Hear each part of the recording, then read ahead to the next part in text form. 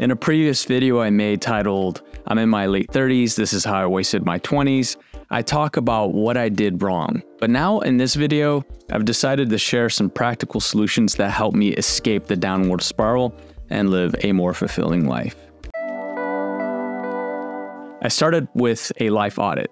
I sat down with a piece of paper and I did what I call a brain dump. I literally wrote everything that was on my mind in a random unordered list. Once I did that, I was able to clearly go over certain areas of my life and reflect on what needed improving, what needed eliminating, and created action steps for my life to start moving forward. When I look back on successes, it was always the same constant that led me there: momentum. Taking action and creating that momentum would eventually lead me to win at a particular goal. Of course, as an actor, if I blindly kept acting and attempting to hone on my craft among a group of friends that I surrounded myself by, I wouldn't improve. No one in that early group was booking work, so there was clearly something wrong.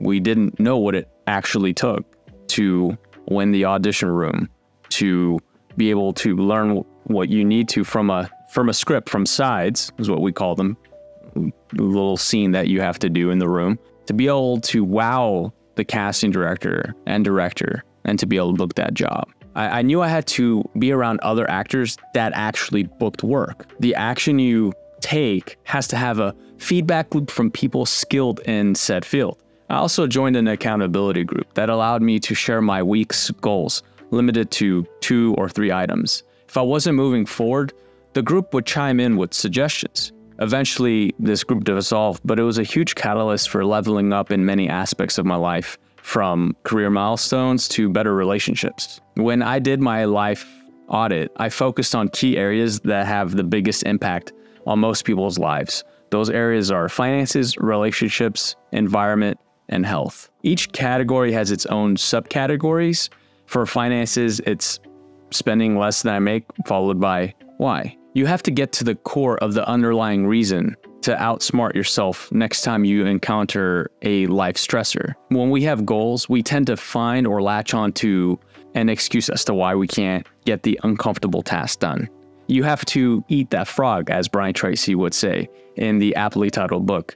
Doing the most uncomfortable thing first at the start of your day is the key to progressing in life. It's the key to accomplishing those goals. But we'll get more into that later. My excuse kept being technology. I didn't have the right equipment, mic. I wanted dual angles, so I needed another camera so I looked cooler, or so I was able to keep up with the higher tier level or caliber of YouTubers. I needed a better computer so that editing wouldn't be a pain, because anyone who edits knows how awful it is to work with a slow computer. It makes you want to throw it out of the window. When you realize you have enough, assuming you're not struggling to put food on the table, then everything else is manageable. It's easy to minimize your expenses with one major trick. Don't buy brand name items. If you're into fashion, buy pre-owned and pay little to get the item dry cleaned. And bam, nobody will know you did it. Nobody know you didn't buy it. And even if they did, does that matter what they think? Or if they think less of you for it, do you really want to keep them in your inner circle or someone you associate with? Another major life expense for many people is eating out. If you dine at a restaurant, often you're paying a hefty fee for service charges, if it's a sit-down, order at your table type of establishment. If you're really trying to improve your life and don't have your finances on lock, then you need to make some sacrifices. Instead, cook at home. If you suck at cooking, get some ready-to-heat meals with some easy heating instruction. Meal plan companies are convenient and you can save money when compared to eating out, but nothing is cheaper than cooking the raw ingredients. The biggest trade-off is time. At some point, there will be diminishing returns from cooking your own meals with tasks like soaking your own beans overnight. I like to cook, so cooking's not a chore for me, but there are definitely some diminishing returns for me as well when I can just eat a protein shake or order something from Chipotle. I love Chipotle. Next is relationships, one of the most underrated areas. This needs to be audited for an improved life. You need to take inventory of who you spend time with, whether it's conscious or unconscious. One person alone can make it or break it for you. I used to spend time with one of the most pessimistic friends who also happened to be an actor. He would constantly dwell on how hard it is to break in the industry and how lucky you have to be, how your race plays a huge role. I understand statistics and odds, but to focus on something that's out of your control, like what race you are, will only discourage you from taking matters into your own hands. It led me to creating my own short film, which led me to meet other filmmakers, which then gave me more confidence in audition rooms, which led me to booking work, and so on. Flash forward to present day, that friend is no longer acting, and I'm happy to say that I booked one of the biggest roles of my career to date. Due to the SAG-AFTRA strike, I can't promote anything that has to do with my acting career, so check out my IMDb if you want to know more. Now we move on to environment. The eye-opener I came across that led me to dive deeper into understanding the pros and cons of environment was a study that discussed epigenetics, which means on top of or in addition to genetics.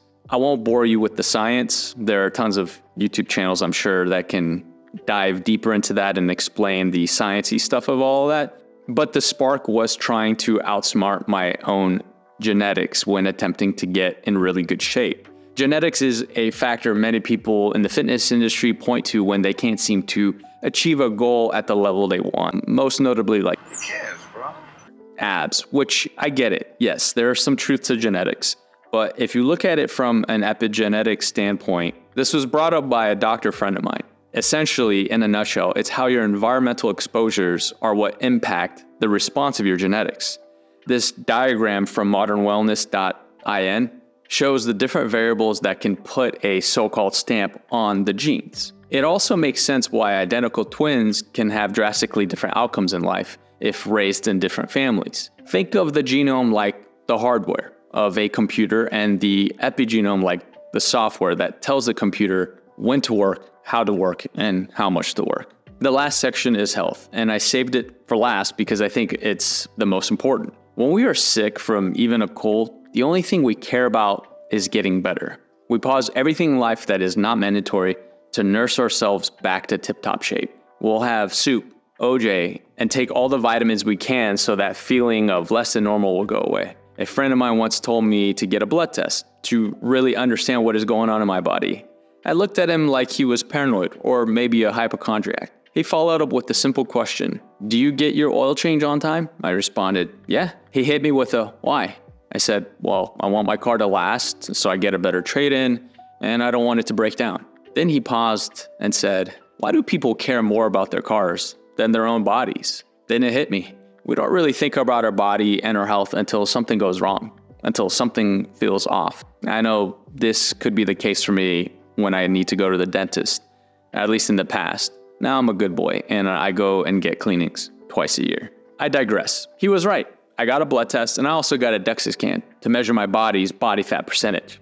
There were some other great metrics I was able to see in that session, like bone density and lean mass. It's not always about your weight. If you're focused on just whether your weight is up or down, that's a bad metric because you could be putting on more muscle.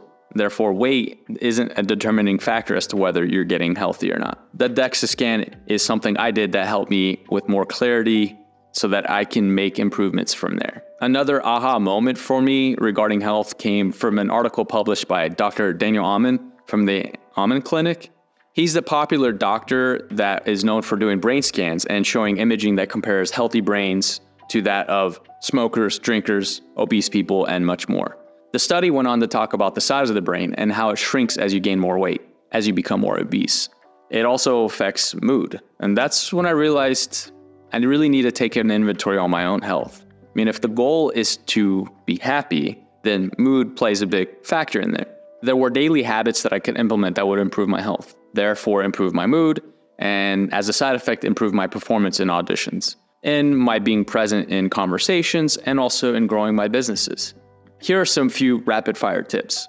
Watch less, read more. Balance social media with in-person interactions.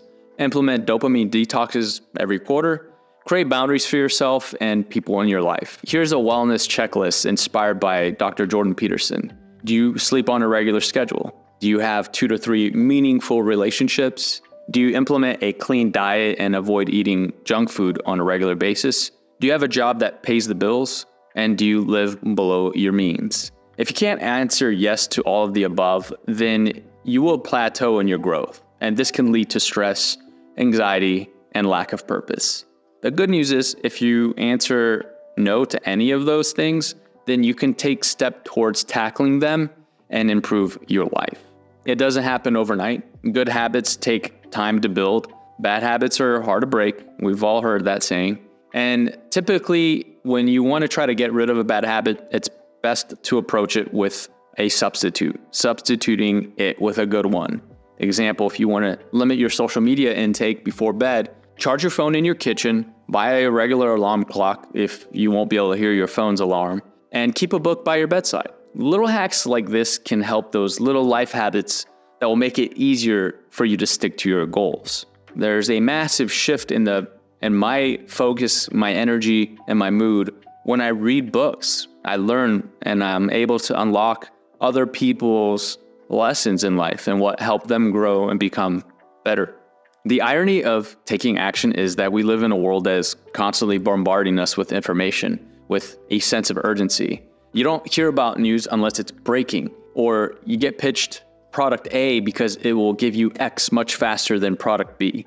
The truth is, you don't have to act fast. In fact, I would encourage you to slow down a bit, take a deep breath, smile in the mirror, give yourself a little nod, and take one small step to improve your life. In the words of Yoda, do or not. There is no try. Thanks for watching.